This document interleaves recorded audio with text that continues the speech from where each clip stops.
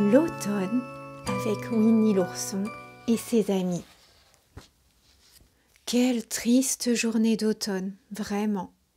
Petit Gourou regardait par la fenêtre les feuilles tomber. Il soupira. « Je m'ennuie tellement, maman. »« Tu pourrais dessiner ou faire un jeu ?» proposa maman Gourou. « Non, je n'ai ni envie de dessiner, ni envie de faire un jeu. »« Alors, pourquoi ne sors-tu pas un peu ? Peut-être trouveras-tu quelqu'un avec qui t'amuser dehors ?» Petit Gourou haussa les épaules. « Ça m'étonnerait, mais je vais essayer. »« N'oublie pas ton écharpe, » recommanda maman Gourou. L'été est fini. Une fois dehors, Petit Gourou se sentit beaucoup mieux. Le vent caressait son museau et faisait voleter les feuilles alentour. Petit Gourou traversa la cour jusqu'à son bac à sable.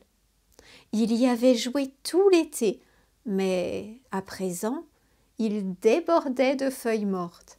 Il sauta à pieds joints dans le bac et se roula dans les feuilles en riant.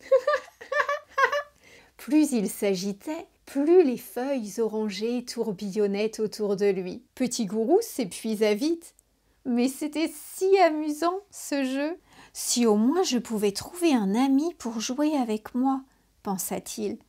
Il décida donc de partir chercher quelqu'un avec qui se rouler dans les feuilles. Petit Gourou s'enfonça dans la forêt en sautillant. Il fredonnait une chansonnette de sa composition. Elle parlait de l'automne, des couleurs chaudes de la nature et de sa promenade dans les bois. Soudain, Petit Gourou se tut. Il avait entendu un bruissement bizarre dans les arbres.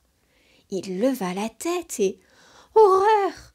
Un monstre caché dans le feuillage le fixait de ses yeux ronds comme des soucoupes.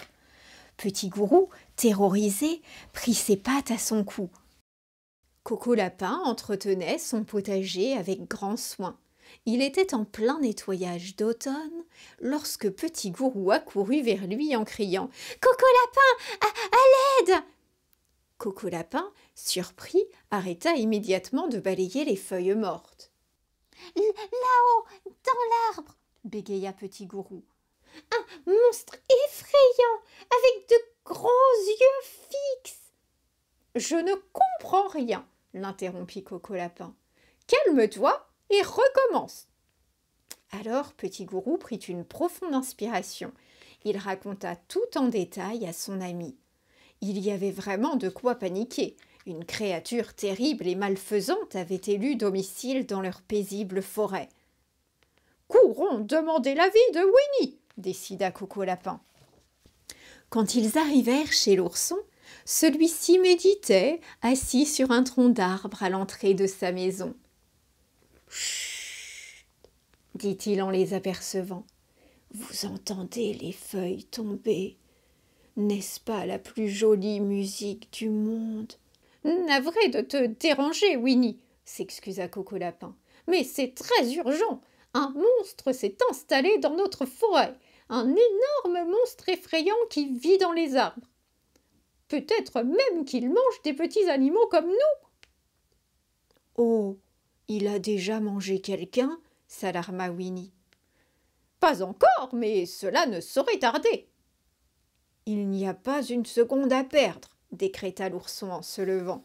« Allons parler à ce monstre. »« Il va nous dévorer !» s'affola Petit Gourou. « Pas s'il s'agit d'un gentil monstre mangeur de feuilles, » le rassura Winnie. Nos trois amis suivaient courageusement le sentier qui menait à l'arbre du monstre lorsque quelqu'un bondit dans leur dos en criant « Bouh !» Ils sursautèrent. Et s'il s'agissait du monstre?